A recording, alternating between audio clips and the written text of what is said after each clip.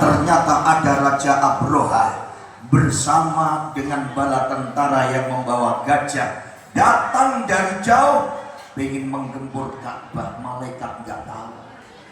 Kenapa? Saking senangnya mau lahirnya Nabi, nggak ingat apa-apa. Maka ketika ibu bapak ketika sudah senang, yang lain juga terlupakan. Bahkan ketika bertemu dengan seorang teman lama, zaman dulu di SMA ketemu teman lama, lupa dengan istrinya karena senang dengan temannya. Ini nggak nyalakan orang ketika sudah bahagia itu lupa dengan yang lain. Malaikat bahagia ketika mau lahirnya Nabi, ternyata tentara bergajah datang. Siapa yang mantul langsung? Allah Subhanahu wa ta'ala. Maka di saat itu Allah menurunkan surat Alam tara kaifa fa'ala rabbuka bi ashabil fil alam yaj'al kaidahum fi tadlil wa arsala alaihim tayran ababila tarmihim bihijaratin min sijil faja'alahum ka'asfin ma'kul.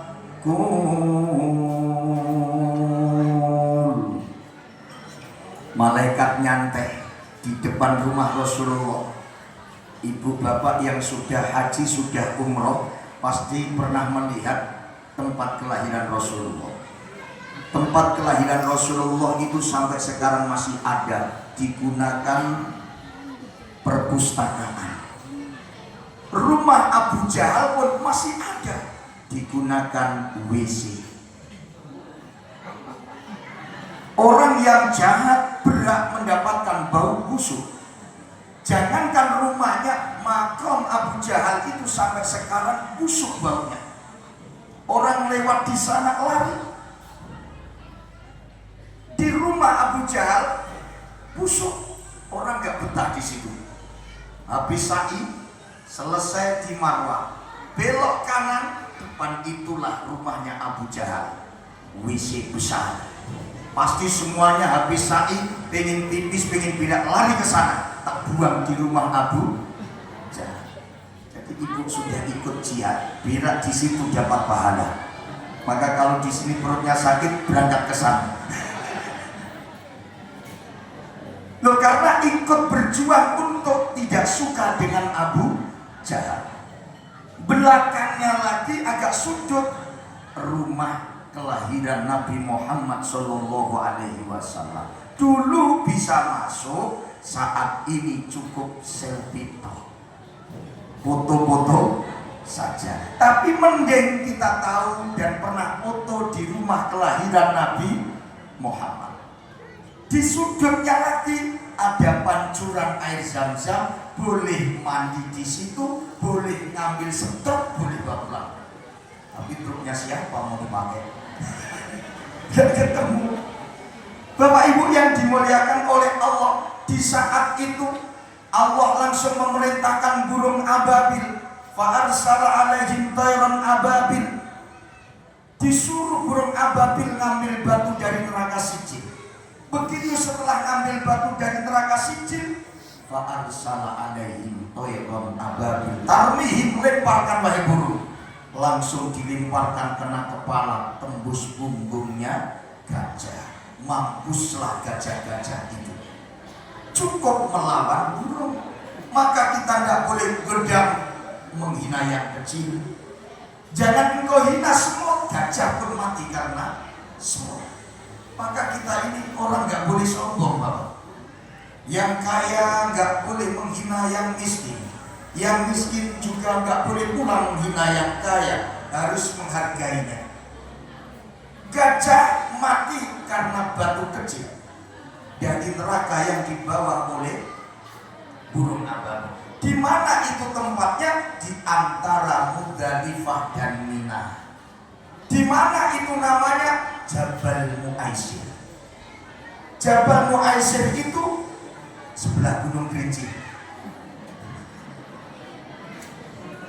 Itu Bapak Ibu kalau lewat dari Arafah kemudian Muzdalifah Mina ditunjukin itu loh tugu penyembelihan Nabi Ismail. Sebelum tugu itu ada gunung kecil sebelumnya lagi.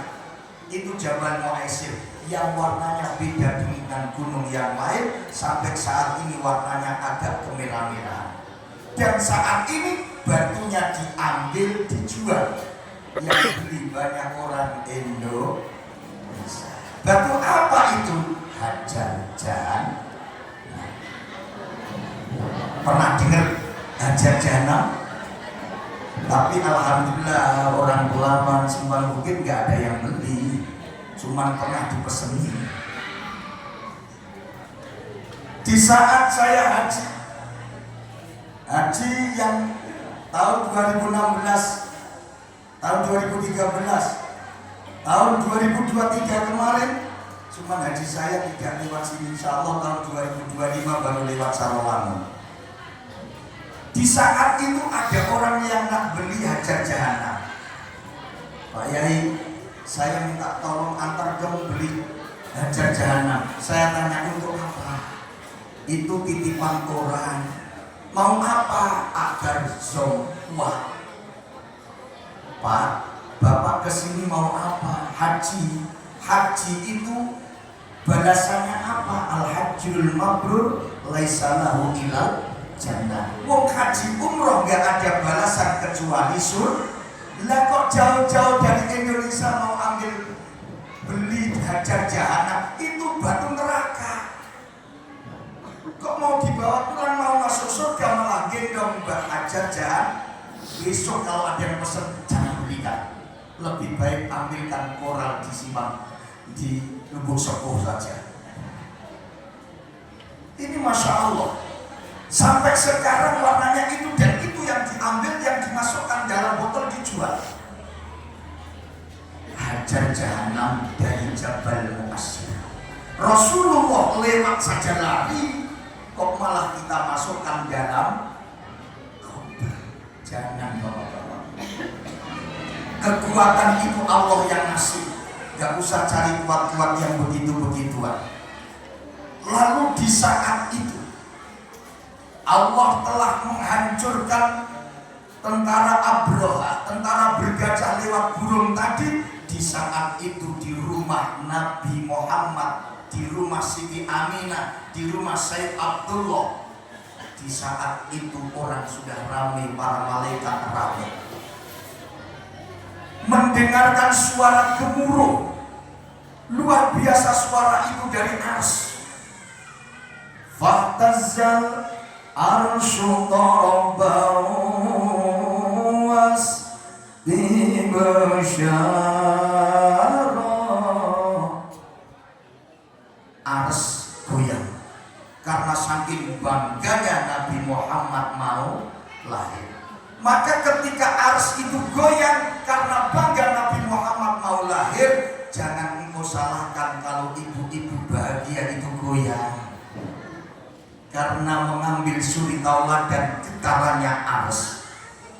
Kalau ibumu, suamimu, istrimu goyang saat bahagia, diam saja, itu tanda mereka bahagia. Orang bahagia itu goyang. Kalau tidak bahagia, enggak goyang, tidak bisa apa-apa. Kalau ada yang goyang, silakan, itu tanda bahagia. Yang penting goyangnya jangan di masjid. Silakan, gak apa-apa, itu ikut ars. Setelah itu apa yang terjadi setelah Fatazal arsu tarabawas dibusyara wazadal kursiyu haibatan wa maqam. Kursi Allah tambah semakin wibawa karena akan datangnya Nabi Muhammad. Maka kita lihat dari situ ada pelajaran orang yang bahagia karena mengikuti ars. Ketika Nabi Muhammad mau lahir, kursi Allah semakin tambah wibawa. Artinya kita petik pelajaran ketika orang sudah nikah, ternyata sudah mau melahirkan istrinya, anaknya lahir, suaminya tambah wibawa. Yang kemarin panggilannya om, panggilannya mang, panggilannya Bang. Begitu lahir berubah menjadi Bapak. Bahagia, semakin dibawa. Kalau dipanggil Om masih biasa-biasa, Bang biasa-biasa, begitu Pak sudah gagal. Maka Pak DPR hari ini tak panggil Pak DPR.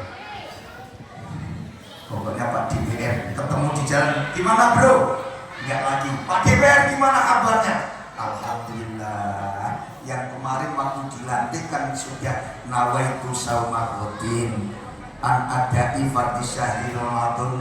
Niat saya niat puasa, setelah dilantik saya akan mikir rakyat, akan bantu rakyat. Jangan begitu habis dilantik mobilnya tambah mewah. Itu enggak nawaitu saumarotin. Begitu dilantik Allahumma lakasum.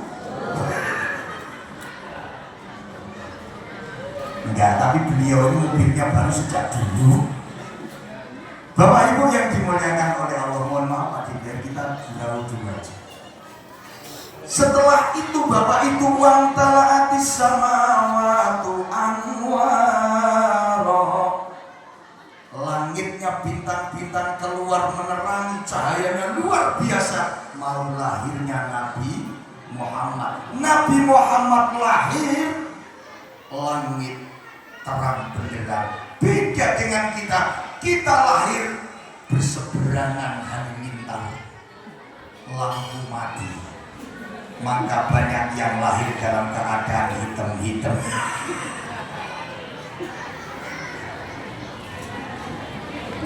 Enggak, apa yang kita petik ketika Nabi Muhammad mau lahir kok langitnya terang benderang? Ketika istri bapak mau melahirkan, nyalakan lampunya.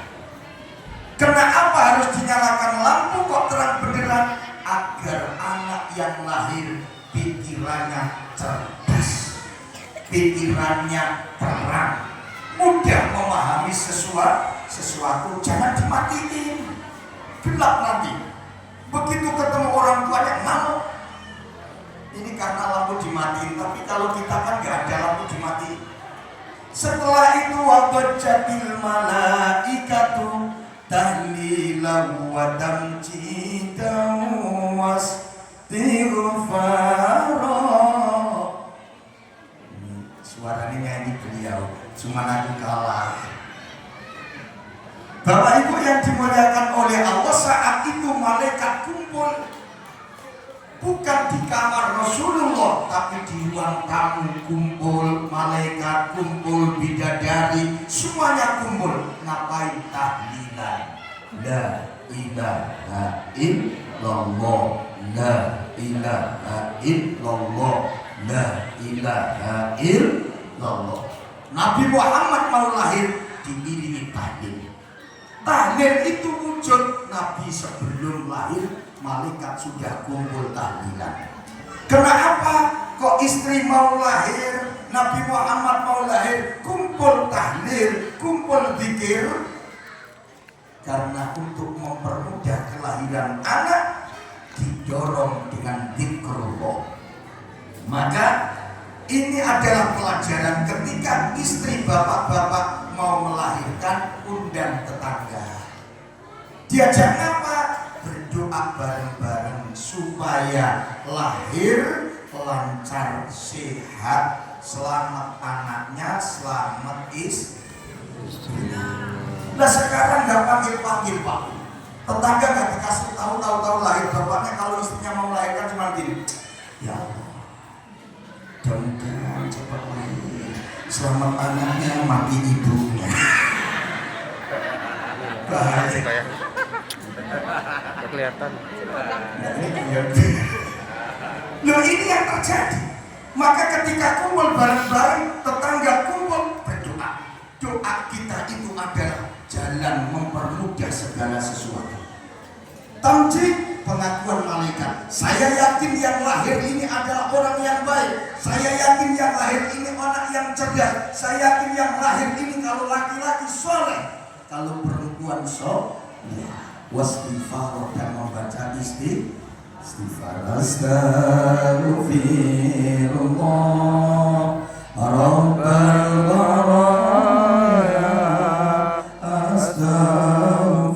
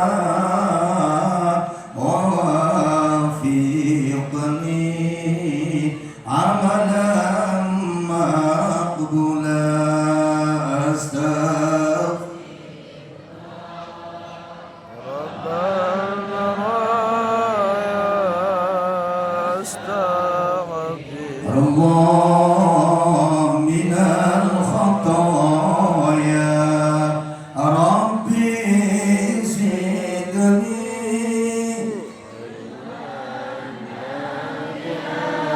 wafiqni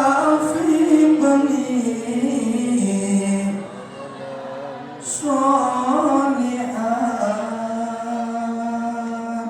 Bapak Ibu, istighfar itu menghapus dosa. Ketika orang yang hadir dosanya dihapus oleh Allah, yang didoakan lahir dalam keadaan muda. Nabi Muhammad lahir sajidan sujud, syakiran bersyukur kepada Allah, tangannya terbuka, hamidan memuji Allah, ka'annahul badru fi tamami, wajahnya berseri-seri. Beda dengan kelahiran kita. Rasul lahir tangannya dibuka, kita lahir tangannya digenggam. Apa perbedaan Rasul dengan kita? Rasul tatkala lahir di dunia terbuka segala-galanya. Ini hartaku bukan untuk aku, tapi untuk umatku. Kalau kita lahir tangan digenggam, seluruh mau dimiliki. Punya ladang 1 hektar kurang 2 hektar, punya ladang 4 hektar kurang 8 hektar, punya istri 1. Ini gara-gara tangan digenggam. Maka jangan salahkan manusia ketika lahir macam ini. Rasulullah terbuka. Maka di saat Rasulullah pulang perang, perut lapar, ada seorang janda di depan rumah Rasulullah dengan membawa 2 anak. Assalamualaikum ya Rasulullah. Waalaikumsalam. Rasul, saya ini janda punya anak 2 Rasul. Sudah sekian hari kami tidak makan Rasul. Ya, maksudmu gimana? Rasul, saya mau minta sedekah Rasul. Bentar, saya masuk rumah dulu. Assalamualaikum. Siti Aisyah bilang waalaikumsalam. Setelah itu Bapak Ibu yang dimuliakan oleh Allah, Rasul saya Aisyah, ma inda isyai'un Aisyah, kamu punya apa di dalam rumah ini? Jawaban Siti Aisyah, Rasul, indi thalathu raghib, saya cuma punya 3 roti. Rasulullah dalam rumahnya makanan cuma 3 roti. Kita gelo-gelo 1 meja sepanjang 5 meter, lauk pauk. Rasul pimpinan umat, dan kita ini siapa? Makanan full aja masih kurang bersyukur kepada Allah. Siti Aisyah bilang, kita kan belum makan Rasul. Iya, tapi janda itu mereka sudah sekian lama nggak makan. Aisyah, ikhlaskah kamu kalau 3 roti itu kau kasihkan mereka? Jawabannya ikhlas Nabi. Silakan Nabi kasihkan. Nabi bawa keluar, ini ibu rotinya untuk dimakan. Masya Allah Bapak Ibu, janda punya anak 2 ini dikasih makan 3 roti langsung lelap luar biasa. Nah kita mohon maaf, ada orang yang datang ke rumah kita minta sedekah, banyak kita tolak, banyak kita suruh pergi. Padahal as-sodaqatu tadfa'ul bala, sedekah itu tolak bala. Selamat datang kepada Bapak Hilalatil Badri. Iya benar, calon Bupati Kabupaten Sarolangun. Kita minta sedekah seikhlasnya, kita tolak, kita suruh pergi. Pak Bu, barangkali 1 orang datang ke rumah kita itu utusan Allah. Maka kalau ada orang datang minta sedekah kita, apakah itu panitia masjid, apakah itu masyarakat awam yang tidak punya apa-apa, silakan keluarkan semampumu, jangan engkau tolak. Ketika engkau tolak, mohon maaf, seribu maaf. Ini cerita, saya itu di Jawa Timur punya tetangga. Pas kebetulan ada 2 rangka datang ke rumahnya, mereka jalannya tersiok-siok minta sumbangan, belum makan disuruh pergi diusir. Gak lama, sekitar 5 jam setelah itu pergi, rumahnya dimakan oleh si jago merah. Ludes. Apa salahnya kita mengeluarkan rokok 1? Apa salahnya kita mengeluarkan nasi sepiring? Apa salahnya kita mengeluarkan uang 10.000? Yang itu akan menambah nikmat kita dari Allah Subhanahu wa Ta'ala. Maka ayo, biarpun lahir menggenggam, tapi ikuti Rasulullah terbuka. Siapapun yang datang ke rumah kita, ada orang minta-minta, walaupun sedikit kita kasih. Insya Allah itu menjadikan lancarnya rezeki kita, menjadikan suksesnya usaha kita, menjadikan terkabulnya doa kita, menjadikan sukses cita-cita kita. Alhamdulillah. Maka Pak DPR kalau besok ada Assalamualaikum, dari mana? Baitul Rahmah. Ngapain? Mau silaturahim. Di situ nggak ngomong apa-apa. Gimana kabarnya? Alhamdulillah baik. Masih ingat nggak kita di masjid? Masih. Apa itu? Kamar mandinya belum selesai. Kemarin kan mau ngasih kan? Iya. Oh iya, 100 sak semen. Ya. Langsung kasih. Insya Allah rezekinya nggak habis. Ini Pak Hidal mau menyelesaikan